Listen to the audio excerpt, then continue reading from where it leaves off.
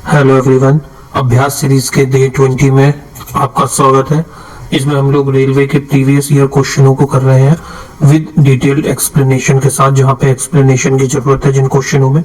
इसमें हमारा टारगेट कितना है? 750 क्वेश्चन करेंगे जो लेटेस्ट अभी एग्जाम हुए थे आरपीएफ एसआई के, उसके सारे क्वेश्चनों को हम लोग निपटाएंगे इसमें। आज हम लोग देख रहे हैं 12 तारीख की शिफ्ट को, जो मॉर्निंग में हुई थी, उसका पार्ट 1 है ये। टोटल 50 क्वेश्चन है। हम लोग 25 से 26 क्वेश्चन मिला के जो है 2 दिन में इसकी शिफ्ट को खत्म कर रहे हैं। अभी तक हमने कितनी क्लासेस कर ली हैं? 19 क्लासेस हो गई हैं। आज ये हमारी 20वीं क्लास है। पहला क्वेश्चन से शुरू करते हैं। अभिनव भारत मंदिर यंग इंडिया सोसाइटी की स्थापना डैश और उनके भाई ने भारतीय स्वतंत्रता संग्राम के दौरान एक गुप्त संगठन के रूप में की थी। किसने करी थी अभिनव भारत की स्थापना? अभिनव भारत मंदिर, जिसे यंग इंडिया सोसाइटी भी कहा जाता है, ये किसने करी थी इसकी स्थापना? इसकी स्थापना करी थी विनायक दामोदर सावरकर जी ने। किसने करी थी इसकी स्थापना? विनायक दामोदर सावरकर ने। अभिनव भारत जो है ये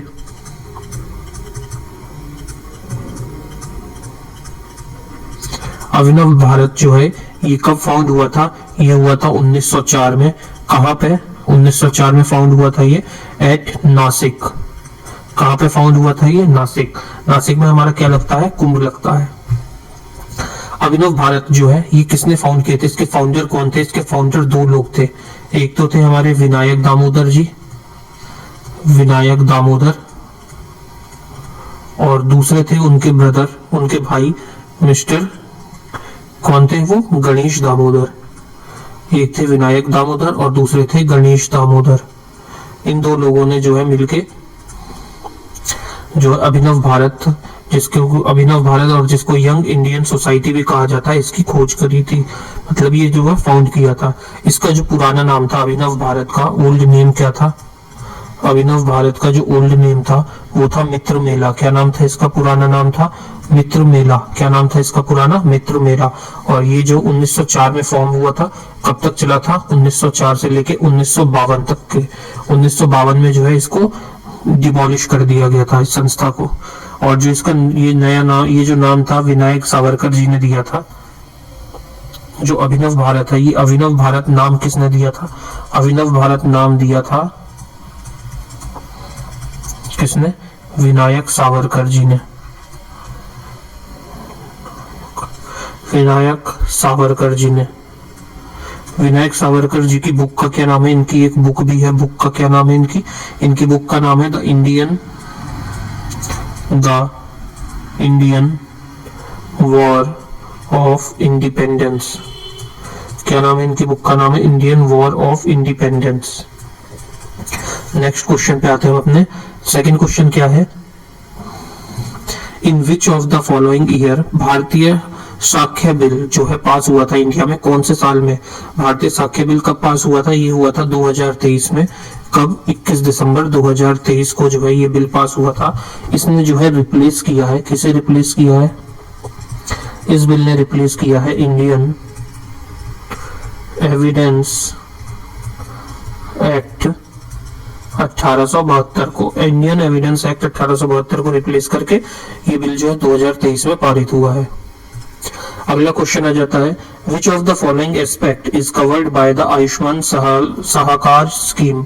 जो आयुष्मान सहकार स्कीम है वो इनमें से कौन से एस्पेक्ट जो है कवर करती है? Housing infrastructure, health care, education infrastructure, physical infrastructure या एग्रीकल्चर इंफ्रास्ट्रक्चर। जो आयुष्मान सहकार स्कीम है इसमें जो है ये बेसिकली हमारी हेल्थ इंश्योरेंस से रिलेटेड स्कीम है। किससे?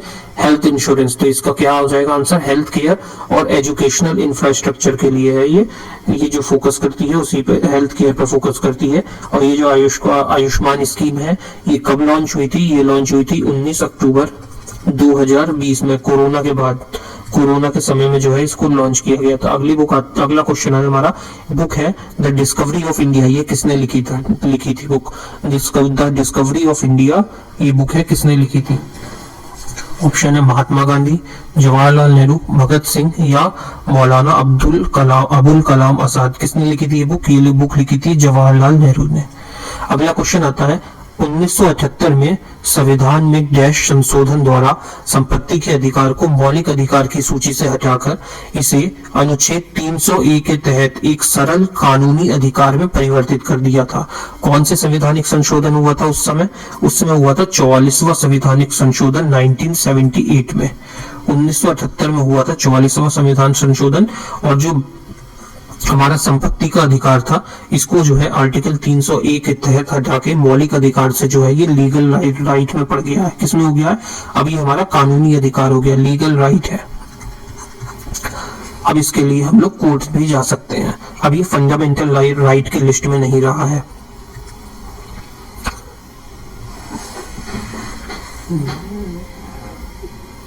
नेक्स्ट क्वेश्चन है, प्राचीन भारत में ताम्रपाषाण काल की काव्य था संस्कृति भारत के निम्नलिखित में से किस राज्य से संबंधित है? कौन से राज्य से संबंधित है ये है मध्य प्रदेश से संबंधित। किस राज्य से संबंधित है? ये मध्य प्रदेश से संबंधित है। नेक्स्ट क्वेश्चन आ जाता है हमारा, विच of the following is not a part of the electoral college for the election of president? Electoral college से कौन सा जो है इसमें से रिलेटेड नहीं है? प्रेसिडेंट के इलेक्शन से रिलेटेड जो है, प्रेसिडेंट का जो इलेक्शन होता है उसमें कौन कौन पार्टिसिपेट करता है?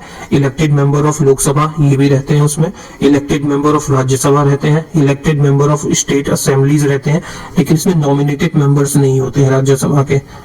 और जो हमारे प्रेसिडेंट होते हैं ये कौन होते हैं? फर्स्ट सिटीजन ऑफ इंडिया होते हैं, भारत के प्रथम नागरिक, फर्स्ट सिटीजन इंडिया के, फर्स्ट सिटीजन ऑफ इंडिया।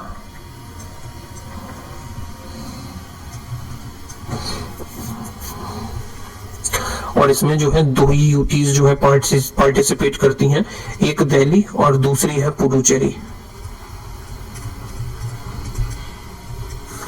अगला क्वेश्चन आता है, what is the term of office of the chairman and the member of national commission of scheduled tribes? क्या जो है टेन्योर होता है चेयरमैन या फिर member of national commission of scheduled tribes का?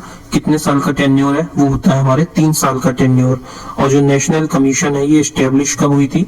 ये जो है स्टेब्लिश हुई थी साल 2004 में। और इसका जो हेडक्वार्टर है, कहाँ पर है इसका हेडक्वार्टर? ये पड़ता है न्यू दिल्ली में। अगले क्वेश्चन पे आते हैं हम, where in India is the Basilica of Bom Jesus building located? ये जो बेसिलिका बॉम जीसस बिल्डिंग है ये कहाँ पे लोकेटेड है इंडिया में? तो ये क्या है? बेसिलिका बॉम जीसस ये एक चर्च है। ये जो है बेसिकली क्या है? एक चर्च है। तो ये चर्च कहाँ पे लोकेटेड है? ये गोवा में लोकेटेड है। कहाँ पे है? गोवा में। अगला क्वेश्चन आ जाता है हमारा, who among the following Indian won the UN Military General Award of the year 2023? 2023 का UN मिलिट्री जनरल अवार्ड किसे मिला है? तो ये मिला है मेजर राधिका सेन को। किसको मिला है? मेजर राधिका सेन को। अगला क्वेश्चन है कि ऑल इंडिया मुस्लिम लीग, जो मुस्लिम लीग थी ये कब जो है फाउंड हुई थी? कब फाउंड हुई थी ये? 1919, 1906, 1914 या 1905 में? ये फाउंड हुई थी कब? 1905 में। 1905 में से किसने फाउंड किया था? 1905 में। एक मिनट देख लेते हैं इसका पूरा कब हुई थी। 1906 में जो है ये फाउंड हुई थी। 1906 में इसको फाउंड किया था किसने? नवाब ख्वाजा अली मुल्ला। किसने किया था? नवाब ख्वाजा अली मुल्ला ने इसको फाउंड किया था। कहाँ पे? ढाका में, जो कि आज प्रेजेंट में कहाँ पर है? बांग्लादेश में। बांग्लादेश की कैपिटल है ना ये ढाका। और ये इंडिया की पहली मुस्लिम पार्टी थी, इंडियाज फर्स्ट मुस्लिम पार्टी। ये इंडिया की पहली मुस्लिम पार्टी थी। अगला क्वेश्चन आ जाता है हमारा, The joint air force exercise Garuda 7 was held between? किस किस के बीच में हुई है? संयुक्त वायु सेना अभ्यास गरुड़ 7 जो है ये भारत में से जाना जाता है, ये किसके बीच में आयोजित हुआ है? तो ये हमने एक क्लास करी थी हमारी अभ्यास सीरीज की, जो तुमने देखी होगी। फर्स्ट की क्लास हमारी फर्स्ट शुरुआत में, मतलब पहली क्लास से लेके पहली से तीसरी के बीच में जो है मैंने बहुत सारी इंपॉर्टेंट जो भी हमारी मिलिट्री एक्सरसाइजेज है वो सब करवाई थी। उसमें ही था ये भी गरुड़ जो हुई है ये गरुड़ एक्सरसाइज, ये किस किस के बीच में है, ये जो है इंडिया और फ्रांस के बीच की एक्सरसाइज है। और जिसने नहीं देखा है वो जाके वो अभ्यास सीरीज की शुरुआत की क्लासेस में देख लेना, उसमें फुल डिटेल में मैंने करा रखा है, तो मैं दोबारा से उसकी डिटेल में नहीं जाऊंगा इस बार। कुछ मेहनत करो, स्पून फीडिंग मत चाहो, तुम इतने बड़े हो गए हो कि तुम स्पून फीडिंग के चक्कर में रहोगे तो सिलेक्शन नहीं हो पाएगा, थोड़ी मेहनत करो। निम्नलिखित में से दिल्ली के किस सुल्तान ने रक्त और लोहे की नीति अपनाई थी? किसने जो है रक्त और लोहे की नीति अपनाई थी? कौन था वो दिल्ली का सुल्तान? वो था गयासुद्दीन बलबन। कौन था? गयासुद्दीन बलबन। इसने कब से कब तक जो है रूल किया था? 1266 से लेके 1287 तक इसने जो है राज किया था। ये जो है 9वां सुल्तान था दिल्ली का, 9th सुल्तान था दिल्ली का। और ये जो बलबन था ये इल्तुतमिश के जो 40 फरगान थे उसका तुर्किश जो स्लेव थे 40 सरदार, उसमें का एक हिस्सेदार है, उसमें से ये एक उन 40 में से एक बंदा ये भी था इल्तुतमिश के, जो उसने लॉन्च करी थी नई मिलिट्री अपनी। निम्नलिखित में से कौन निजीकरण की प्रक्रिया में शामिल है? निजीकरण की प्रक्रिया में कौन शामिल है इसमें से? Increasing government control over enterprises से, नेशनलाइजिंग प्राइवेट कंपनीज से। निजीकरण मतलब प्राइवेटाइजेशन की बात हो रही है, निजीकरण जो है ये मतलब हो रही है प्राइवेटाइजेशन। किसकी बात हो रही है? प्राइवेटाइजेशन में कौन सा शामिल है? नेशनलाइजिंग प्राइवेट कंपनी या selling share to public through an initial public offering IPO. और फोर्थ ऑप्शन आता है abolishing the private property right. तो इसका सही आंसर हो जाएगा IPO, selling share to the public through an initial public offering. Next question आ जाता है हमारा, सितंबर 2024 में चौथा क्वाड लीडर्स शिखर सम्मेलन जो है वो आयोजित हुआ है। कहाँ पे हुआ है? ये जो आयोजित हुआ है ये हुआ है विल्मिंगटन में। कहाँ पे हुआ है ये हुआ है विल्मिंगटन में। और ये जो क्वाड है इस क्वाड में 4 देश आते हैं। ये जो क्वाड आयोजन हुआ है इसमें 4 देश हैं, जापान है, इंडिया है, यूएसए है और चौथा देश कौन सा है? ऑस्ट्रेलिया है। इंडिया की तरफ से किसने पार्टिसिपेट किया था? मोदी जी ने। जापान की तरफ से जापान के जो वहां के पीएम है, क्या नाम है? किशिदा फ्यूमियो ने। यूएसए का जो उस समय प्रेसिडेंट कौन था? बिडेन ने किया था। अभी तो प्रेजेंट में जो है डोनाल्ड ट्रंप है। ऑस्ट्रेलिया के जो प्रेसिडेंट है वो कौन है?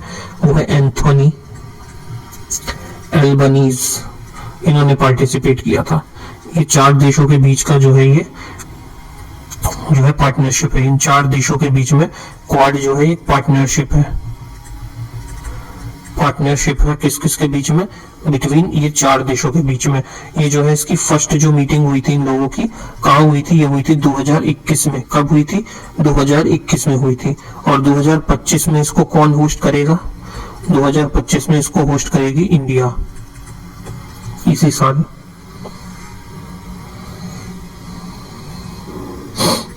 अगला क्वेश्चन आ जाता है, विच of the following is not a measure to improve the agriculture marketing। इसमें से कौन सा जो है जो कि एग्रीकल्चर मार्केटिंग को इम्प्रूव करने में हेल्प नहीं करता है? कौन सा है इसमें से एग्रीकल्चर मार्केटिंग को इम्प्रूव नहीं करता?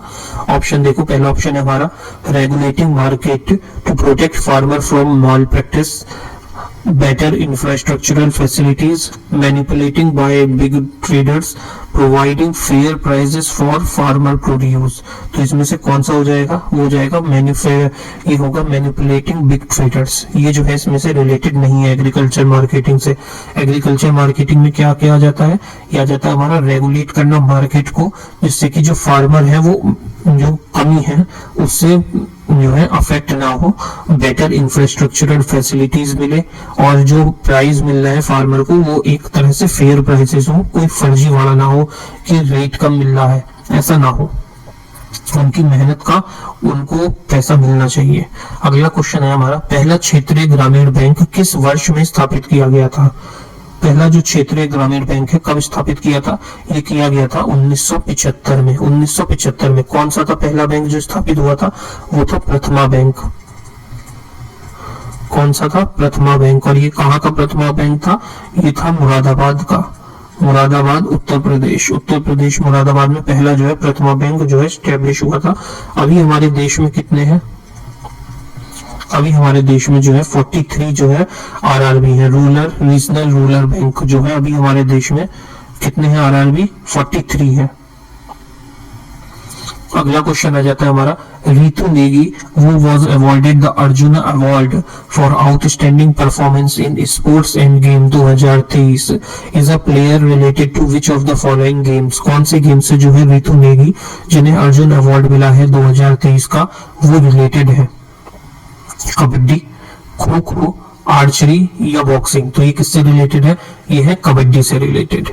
अगला क्वेश्चन आ जाता है हमारा, state highway in India primarily link which of the following? State highway जो है इंडिया के ये किससे लिंक करते हैं? क्या लिंक किससे लिंक करते हैं ये? District headquarter with other places of the district या extreme part of the country with New Delhi, rural area and villages with state capitals, state capital with different district headquarters। तो इसका सही आंसर क्या हो जाएगा? जो स्टेट हाईवेज हैं वो किससे कनेक्ट करते हैं? वो करते हैं स्टेट कैपिटल्स को डिफरेंट डिस्ट्रिक्ट हेडक्वार्टर्स से।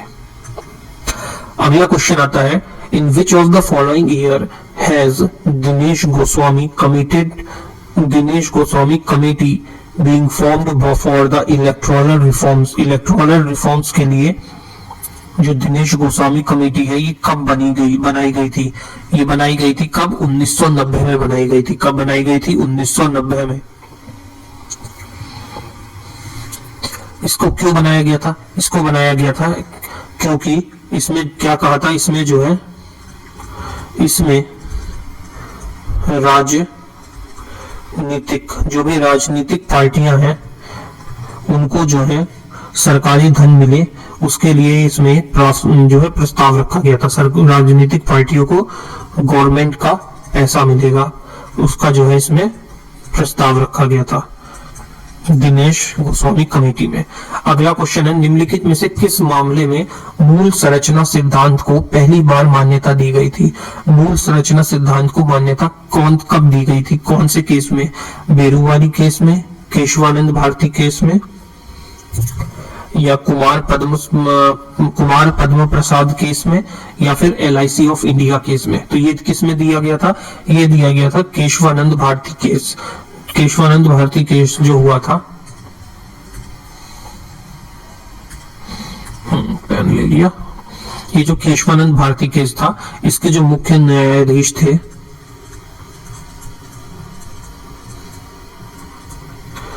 इसके मुख्य न्यायाधीश कौन थे उस समय? वो थे SM सिकरी जी थे उस समय इसके मुख्य न्यायाधीश।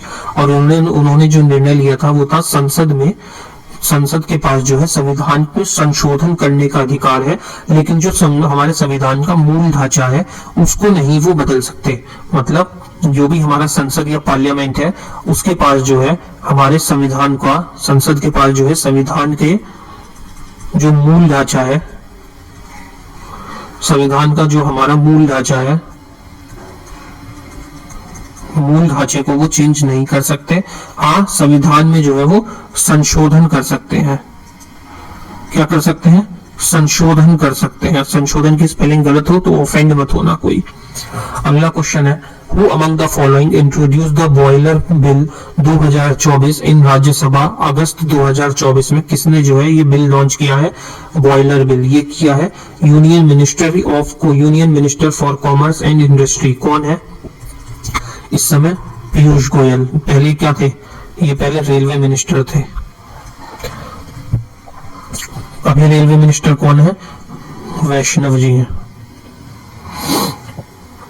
नेक्स्ट क्वेश्चन आ जाता है, which of the following UT has the highest literacy rate among male in India? Census 2011 के अकॉर्डिंग मेल्स का सबसे ज्यादा लिटरेसी रेट कहां पर है? ये है हमारे लक्षद्वीप में। लक्षद्वीप में टोटल जो लिटरेसी रेट है वो है 92.28%, जिसमें से फीमेल कितनी है? फीमेल है 88.25% और बाकी जो है इसमें मेल है। कर लेना माइनस, लॉन्डो माइनस कर लेना।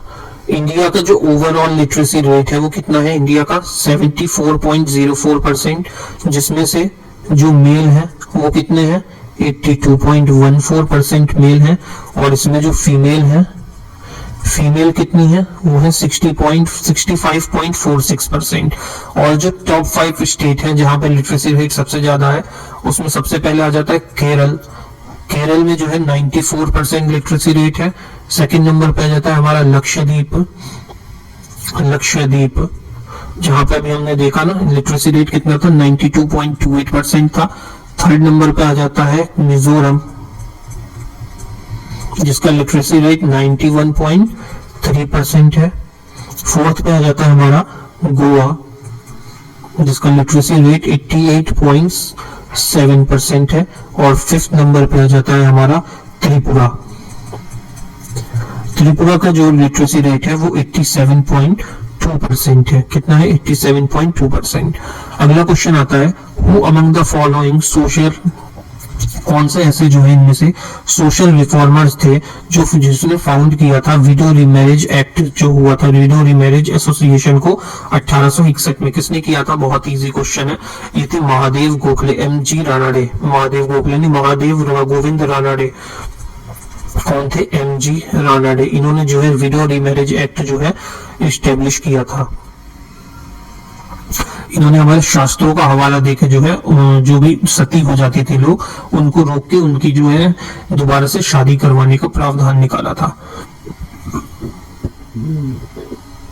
अब आज का लास्ट क्वेश्चन हो जाता है, एक प्रजनन विधि जिसमें एक ही माता पिता संतान पैदा करने में सक्षम होते हैं, उसे क्या कहा जाता है। जिसमें एक ही माता पिता जो है वो संतान को पैदा कर सकते हैं, वो होता है एसेक्सुअल रिप्रोडक्शन, जिसे कहते हैं हम अलैंगिक प्रजनन, मतलब एसेक्सुअल रिप्रोडक्शन। क्या कहा जाता है उसे, एसेक्सुअल रिप्रोडक्शन कहा जाता है उसको, जिसमें जो है माता पिता जो है एक ही माता पिता जो है संतान पैदा करने में सक्षम होते हैं इसमें।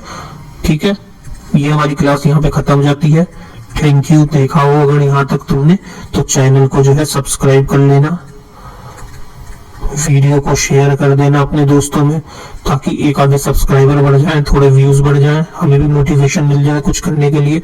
पूरा दिन लग जा रहा है इसी को बनाने में, फिर इसके डिटेल एनालिसिस ढूंढने में, क्या इंपॉर्टेंट है वो निकालने में, पूरा छानने में, कि तुम्हारे को सिर्फ पॉइंट टू पॉइंट जो है इंपॉर्टेंट चीजें मिले। तो उसके लिए कुछ तो मदद करो, उसको चैनल को सब्सक्राइब करो और शेयर करो। ठीक है, मिलते हैं नेक्स्ट क्लास में। तब तक के लिए जो कहा जाता है वही कहेंगे। जय श्री राम।